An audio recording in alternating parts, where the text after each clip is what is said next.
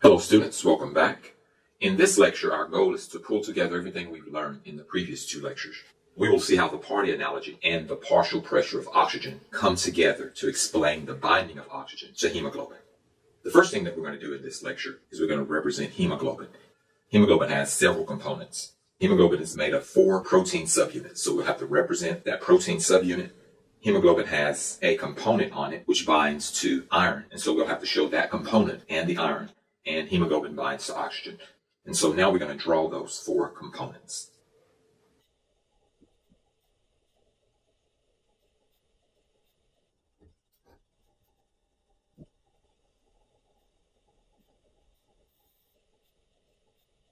And so here we have our 4 components. The one here, purple one, this will represent our protein subunit of hemoglobin.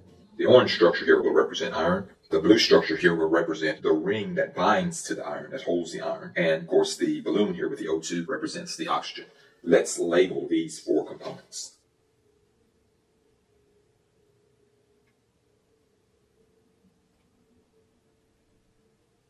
And so here we have our 4 components. The protein subunit, which we will name later, the iron holding ring, the iron itself, and the oxygen.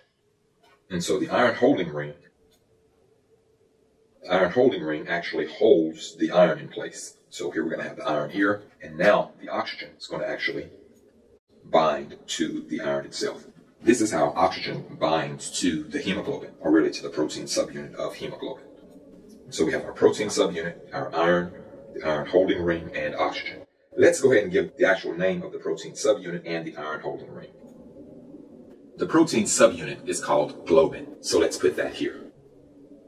The iron holding ring is called a porphyrin ring. It has a specific name, but this is all I want you to know. Iron can exist in several oxidation states, either Fe2+ or Fe3+. Fe2+ is known as ferrous iron, and Fe3+ is known as ferric iron. The form of iron in hemoglobin is Fe2+. And lastly, the complex of the porphyrin ring and iron together, this complex is known as heme. So heme is going to be the porphyrin ring plus the iron. Here we have all of the components of one subunit of hemoglobin. But remember, as I mentioned before, hemoglobin has 4 subunits. So what we're going to do, we're going to shrink this so that we can put all of the subunits in hemoglobin. As I mentioned before, shown here is only one subunit of hemoglobin. Hemoglobin is actually made of 4 subunits. So let's put 4 of these subunits together. I'm going to make this a little smaller first.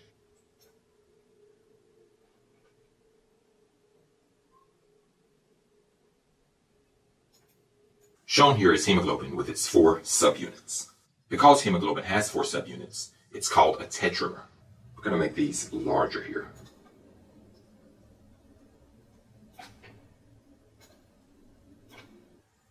Because the hemoglobin protein molecule has 4 subunits, it's known as a tetramer, because tetra means 4. There are 3 different forms of hemoglobin we will specify.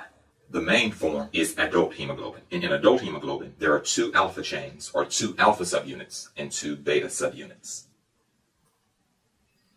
This type of hemoglobin, in which there are 2 alpha subunits and 2 beta subunits, is known as adult hemoglobin, or HbA. An alternate form of HbA has 2 alpha chains and 2 delta chains. This is known as HbA2. There are 2 alpha chains and 2 delta chains in HbA2. A third form of hemoglobin is known as fetal hemoglobin, in which the 2 beta chains are replaced with gamma chain.